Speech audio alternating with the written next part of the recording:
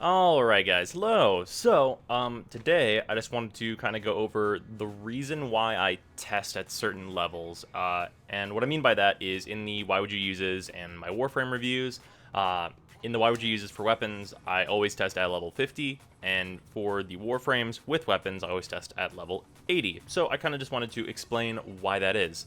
And the main reason for the level 81 is because it is kind of generally the highest level that we see on the star chart. Like, barring endless missions, it's pretty much the level that we're kind of expected to be fighting at. And what I mean by that is if we go to Earth and we look at Law of Retribution and Nightmare Law of Retribution, they're 70 to 80. So grabbing the high end of that, that's a good basis to start at. If we look at the other raid, which is on Pluto, the Jordas Verdict. This came out after I kind of decided on this, and this is level 86 to 88. But it's infested, which is just like clearly the weakest faction in the game in terms of like defensive capabilities. Them getting a little bit of a level bump seems pretty reasonable. And it's worth noting over on Earth that these are all Grineer. These are like completely Grineer missions, so it's just Grineer, and we don't have a Corpus raid yet or a Corrupted raid yet, which is worth noting.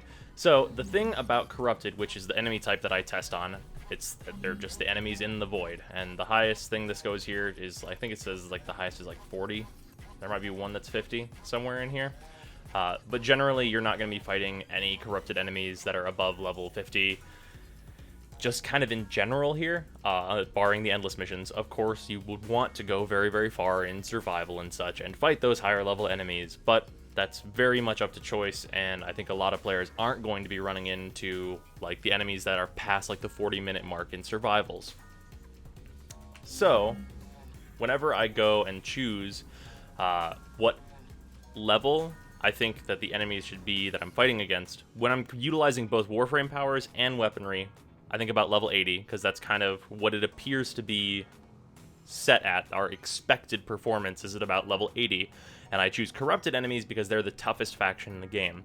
And what I mean by that is that the way the corrupted are structured, they are basically just like taking the stronger units, not necessarily the strongest, but the stronger units from all of the other factions and just kind of compiling them together, which makes them a very good faction to test against. And on top of that, putting them at the high end level of 80, the Taken, the corrupted, are always stronger versions of their regulars. So if I'm fighting, like, let's say a level 80 corrupted bombard, that's equivalent to maybe, like, let's say a level 90 regular bombard, give or take.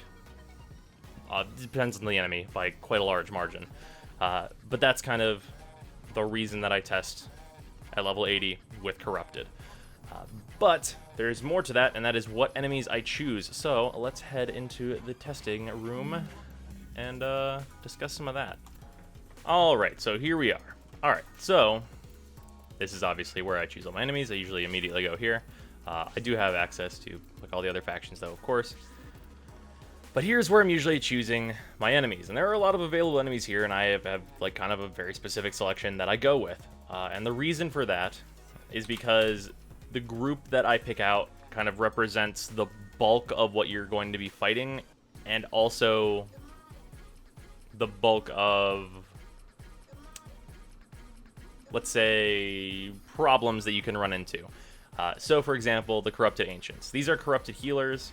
I do 2 of them because if a weapon is, or a Warframe for that matter, is not able to deal with Ancients, you see a lot of these Ancients in the Void, and they're a very important factor.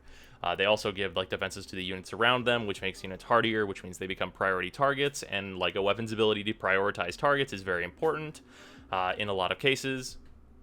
So that utilizes the defensive nature of them to show if a weapon can like pick out certain enemies, or if it's more in an AoE style and it's kind of weak against this type of enemy. The more straightforward thing is bombards. So bombards kind of test like the amount of focus that is required to use a weapon, and what I mean by that is that because bombards are constantly launching these rockets that home in on you, they're very, very hard homing. if you need to stop and like sit, and that's like the most efficient way to use a weapon, like say with like a sniper rifle or something, the corrupted bombards are an easy way to know if you're gonna get shut down for standing around too much. And as a bonus, they test your damage in a good way because corrupted bombards are very, very tough. Another one that is kind of in the same way is the butchers. This is just kind of if you have like just crowd damage, and a lot of that goes into, the more of it is like this big group here, which is all of these guys. These groups of 4 here: lightly armored enemies, shielded enemies, and regular armored dudes. These guys kind of just test like the different things, like what kind of kill time you're seeing across these different enemies, and like with certain elementals or whatever elementals I happen to be using, and it shows that. Corrupted MOAs are there because they are rushdown enemies. This is another one where they have decent health, and as a bonus, if you don't burst these guys down really fast, they pop drones, which are really annoying. If you see the drones, that means the burst damage is not super crazy on a weapon. Like, so let's say, for example, with the Zouge, or, well, no, not really Zouge. Zouge is pretty good at it. There's certain weapons where you'll shoot them a little bit, but, like, your kill time is too long, so they're going to pop their drones out. That's just kind of, like, how much burst you can just put on an enemy immediately. Like, for Corrupted MOAs, if you shoot them with a Dread, they're dead and they don't get to pop their drone because you just burst them for their entire health bar, usually. And obviously that changes at higher levels, but that's what they're there for. And then obviously Corrupted Heavy Gunners. These guys are there mostly to be annoying, and they are kind of the reverse of a kill time. If you have a very slow kill time and you just kind of have to look at a Heavy Gunner for a while, they're going to look at you too, and kind of just do a bunch of damage to you, which is why they are there. And also, I don't use... Let me scroll up here. I don't use Corrupted Nullifiers usually, unless a weapon is particularly good against Nullifiers, at least in the level 50 test. And the reason for that is that these guys really aren't pertinent to guns. Like, these are... The way to deal with a Nullifier whenever you're not using your powers, which I don't when I'm testing guns, is to just, like, jump in on them and shoot them, like, one time, because they have incredibly tiny health. Like, they're basically defenseless once you're inside that bubble, and it's kind of just pointless to do that test because it's like nothing, basically. And then otherwise, whenever I don't use these guys, whenever I'm using Warframe powers, it's because it's very obvious that you're just going to use a gun to get around the Corrupted Nullifier. So unless there's an important thing to note there, like with Valkyrie, how her claws can cut through bubbles, that's why I don't really use them in these tests.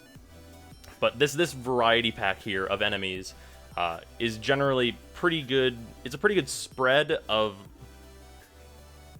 types of attacking and defending between like all the enemy types, and it spans the most important factions, with also having the strongest infested enemy type available. It's just, it works. I find that this is the best group, although I would like to hear your feedback on if you think I could have a better group. And I've also seen some people wanting me to do like higher level tests, and I can go up to 135. So if you guys would like to see me test things at a much higher level, I can do videos that were for weapons and warframes that I have like gotten to their level that they can achieve, like let's say for my Lex Prime basically, or for my Nova that I have fairly heavily formed. Those warframes, testing them at a much higher level seems pretty fair. So if you guys would like to see stuff like that, please let me know. But yeah, that's kind of the reason I do the tests and set up the group the way I do. And I hope that came across relatively clear, and I'll see you guys tomorrow.